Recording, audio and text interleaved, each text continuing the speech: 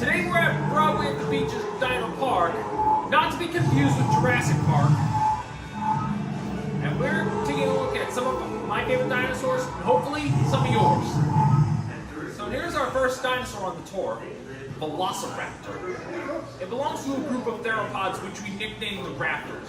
The scientific name for this genus is Myosaurus. And the first thing you notice about it is that killing claw on the second toe. Even though blue hangs out with Roman a lot, real velociraptors stick with their own kind, but this has no ties to the mafia to anyone's knowledge. Across the street, we have a Triceratops, one of the most recognizable dinosaurs during the late Cretaceous period. And like all dinosaurs, it earned its name because of the three horns coming out of its face. Let's move on, shall we?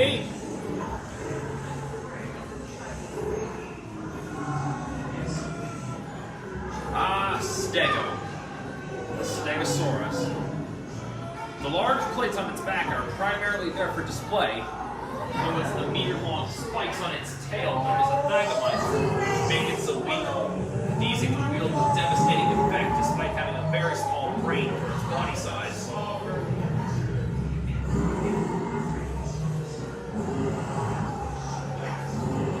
And who is this guy? Here we have Spinosaurus. Everyone recognizes it from Jurassic Park 3. And you thought it was specialized to kill land-based prey, but thanks to its high-position nostrils and stomach contents found in its body, research concluded that Spinosaurus also hunted aquatic-based prey, and it earned its name due to the sail that runs down its body. I mean, who needs a PhD for this guy?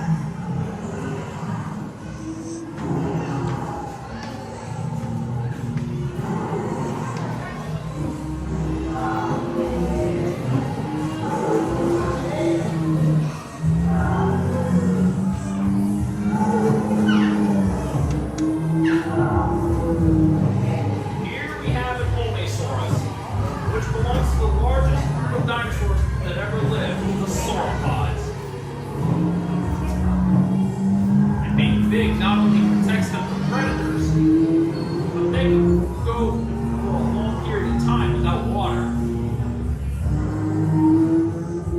And when they pass it toward other herbivores, life never again got this big.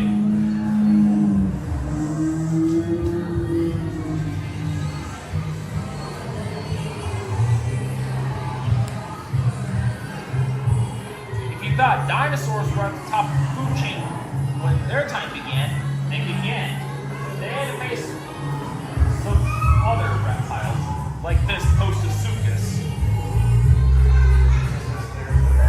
And they evolved with the same reptilian ancestry, but unlike them, it is too front heavy to run on two legs, but Monolocosaurus is easily fast enough to keep pace with its prey.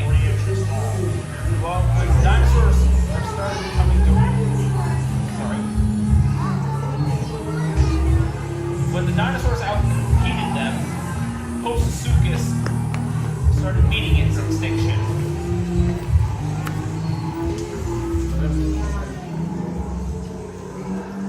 In front of it is a Myosaurus. This dinosaur belongs to the Hadrosaur family, the most common group of dinosaurs during the late Cretaceous.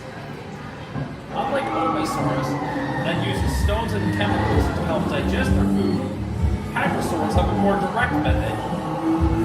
The front of its muzzle is rigid and toothless to help shred through vegetation, and when chewing, a battery of hundreds of tightly packed teeth help grind the vegetation to a pulp.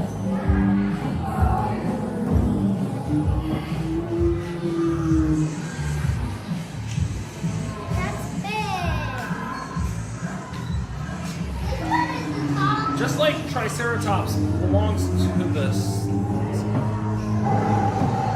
just like how Triceratops is a member of the Chasmosaurine family, Stegosaurus is a member of the Centrosaurine family.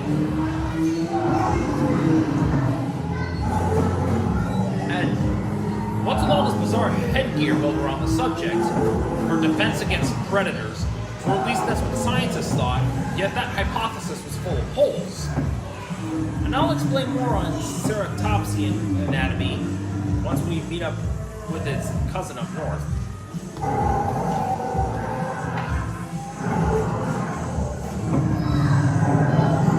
And here we have Pachyrhinosaurus, and it earned its name because of the big nose, which acts like a battering ram. So like all ceratopsians, Pachyrhinosaurus' headgear is used to recognize members of the same species and to compete for mates. And here we have Allosaurus, the lion of the Jurassic. Weighing up to 12 meters long and when fully grown, nothing can withstand these predators.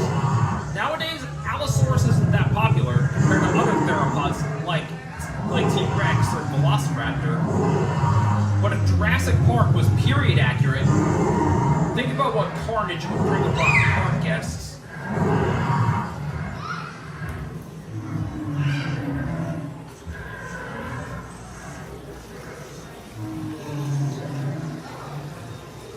This dinosaur here is called Monolocosaurus. Despite appearances, it's not related to medium-sized theropods like Dilophosaurus.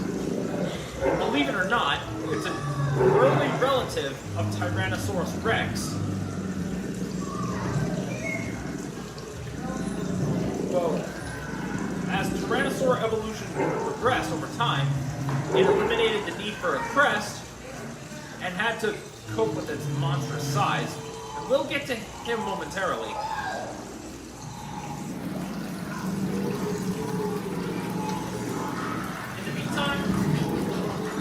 Let's have a look at the extraordinary Ankylosaurus. Weighing at 7 tons, and that bone and armored muscle, Ankylosaurus is so heavily armored that even its eyelids have armor.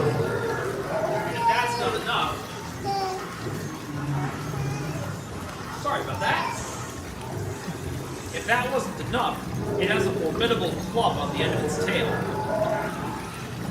But sadly, this magnificent creature didn't have any defense against the natural forces that suffocated its world.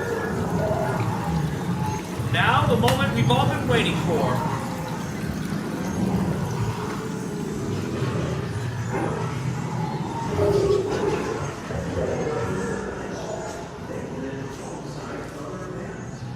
Oh yes, everybody's fan favorite, Tyrannosaurus rex. There have been several debates whether this behemoth is a scavenger or a predator.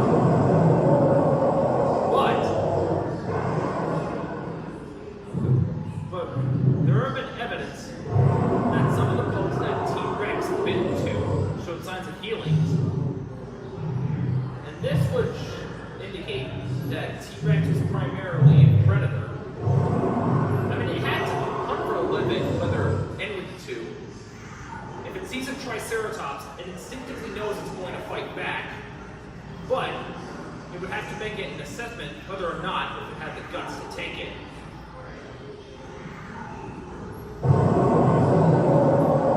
During their long reign, the dinosaurs have adapted to several changes.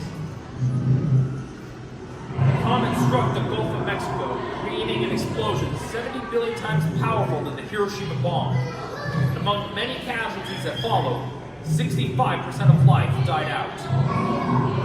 It took millions of years for Earth to recover, and when it did, the giant dinosaurs were gone, never to return.